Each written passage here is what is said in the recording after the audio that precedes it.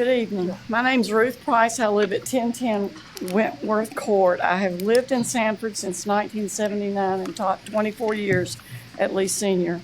I also work with the S3 Housing Advocacy Action Group. My concerns are the lack of affordable housing that became apparent when I learned from some of our Lee County teachers that new teachers who accepted jobs here could not find shelter where they could afford the rental demands. I'm also disturbed by reports that families of nearly 400 of our children in Lee County do not have a home. Some end up couch surfing, sleeping in cars, or living separate from their families. Also, I grew up with a cousin who was an odd sort. And I want to share that our family tried so hard to figure out how we could help her to be productive as an adult. Finding her jobs and a place to live challenged us at every turn. By the time she was 60 years old, she was finally diagnosed with autism. When mental illness or other disabilities hits a family, many look for help unsuccessfully. Last week, I was traveling through Virginia in a tiny town of Jonesville, where I saw a gentleman settling into a chair on a porch of a halfway house. He looked content, dressed cleanly, and cared for. The town is maybe as big as our own Broadway, and I wondered, why can't we have that in Sanford? The reasons that individuals struggle to find sustainable housing vary with each case. Our exorbitant push to have new housing developments in Lee County now leaves the developers offering incentives such as paying closing costs so they can unload their expansive inventory.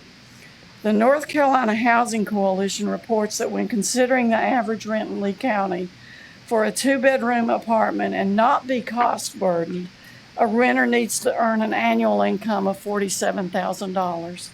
The average salary of our school teachers is $48,290. which means our beginning teachers earn less than $48,000. This tells me that our teachers and many of our first responders cannot afford to rent apartments locally. Our planning for development needs to address services that answer the needs for all of our residents at every income level and who require special considerations. I wonder, is it possible to encourage and support efforts in various directions? Possibly consider efforts to create a halfway house like the Oxford House for residents who need to manage re-entry into the community after justice-involved setbacks. Or consider options for a land trust that will serve affordable housing. Can we ask developers to include a percentage of units in their developments that invite families with lower incomes? Mayor, that's time. Obviously, this is a time for long-range planning that's going to stay ahead of the needs of our residents, all of our residents. We must recognize that a future with housing is more than a foundation. Housing for our citizens is a pathway to stability and prosperity that's going to contribute to a community that's resilient, connected, and flourishing. All right. Thank you. Y'all have a good Thanksgiving. Thank you.